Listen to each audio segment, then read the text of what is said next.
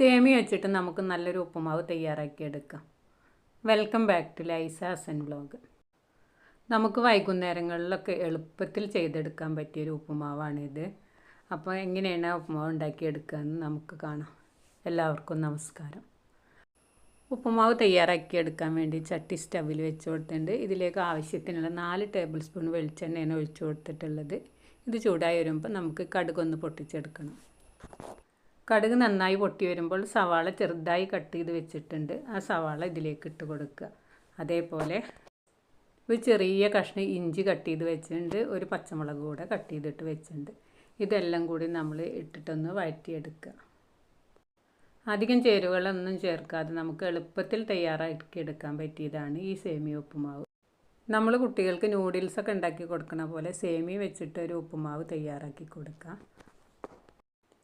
ഇഞ്ചും പച്ചമുളകും അതേപോലെ സവാളയും ഒരു കറിവേപ്പിലയും കൂടി ഇട്ട് കൊടുക്കുന്നുണ്ട്. ഇത് നന്നായിട്ട് വഴന്ന് വരുമ്പോൾ നമുക്ക് ഇതിലേക്ക് ആവശ്യത്തിനുള്ള വെള്ളം ഒഴിച്ച് കൊടുക്കണം. ഞാനിവിടെ 2 ഗ്ലാസ് സേമിയാണ് എടുത്തിട്ടുള്ളത്. ഇതിലേക്ക് 3 ഗ്ലാസ് വെള്ളമാണ് ഒഴിച്ച് കൊടുത്തിട്ടുള്ളത്. സേമിയ നന്നായിട്ട് വെന്ത് കിട്ടാൻ വേണ്ടിയിട്ടാണ് വെള്ളം ഒഴിച്ചത്. റോസ്റ്റ് ചെയ്ത സേമിയാണ്, അപ്പോൾ അതുകൊണ്ട് വെള്ളം കൂടുതൽ വേണ്ടി വരും. വെള്ളം നന്നായിട്ട് തിളച്ച് വരുമ്പോഴാണ് നമ്മൾ സേമിയ അതിലേക്ക് ഇട്ട് കൊടുക്കേണ്ടത്. തിളക്കുന്നതിൻ്റെ മുന്നേ സേമിയ ഇട്ട് കൊടുക്കരുത്. ഈ വെള്ളത്തിലേക്ക് നമ്മൾ ആവശ്യത്തിനുള്ള ഉപ്പും കൂടെ ഇട്ട് കൊടുക്കുക. എന്നിട്ട് വെള്ളം നന്നായിട്ട് തിളക്കുന്ന വരെ നമ്മൾ കാത്തിരിക്കുക. അതിനുശേഷം നമ്മൾ എടുത്ത് വെച്ചിട്ടുള്ള സേമിയ ഇത് തിളക്കുമ്പോൾ ഇതിലേക്ക് ഇട്ട് കൊടുക്കുകയാണ് വേണ്ടത്. ഈ സേമിയ കൊണ്ട് ഉപ്പുമാവ് ഉണ്ടാക്കാൻ ഒരുവിധ ആൾക്കൊക്കെ അറിയുന്നുണ്ടാവും എന്ന് വിചാരിക്കുന്നു. അറിയാത്തവർ എന്തായാലും ഇതൊന്ന് ട്രൈ ചെയ്ത് നോക്കുക.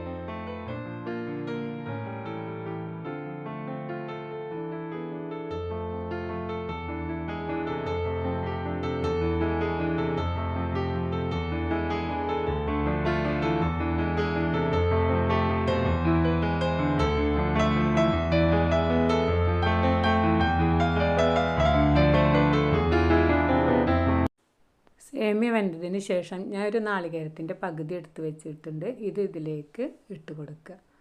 എന്നിട്ട് ഇത് നന്നായിട്ടൊന്ന് ഇളക്കിയതിന് ശേഷം നമ്മളൊന്ന് അടച്ചു വയ്ക്കുക. 2 മിനിറ്റ് അടച്ചു വെച്ചതിന് ശേഷം നമുക്ക് ഫ്ലെയിം ഓഫാക്കാവുന്നതാണ്.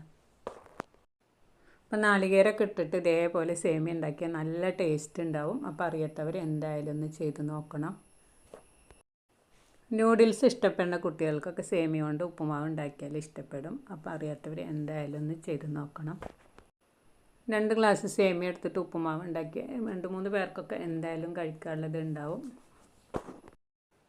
ഞാൻ സേമിയ തയ്യാറാക്കാൻ വേണ്ടി വെച്ച വെള്ളം നല്ല പാകമായി കിട്ടിയിട്ടുണ്ട്. ഇത് തീരെ അടിക്ക് പിടിച്ചിട്ടൊന്നുമില്ല, നന്നായിട്ട് കിട്ടിയിട്ടുണ്ട്.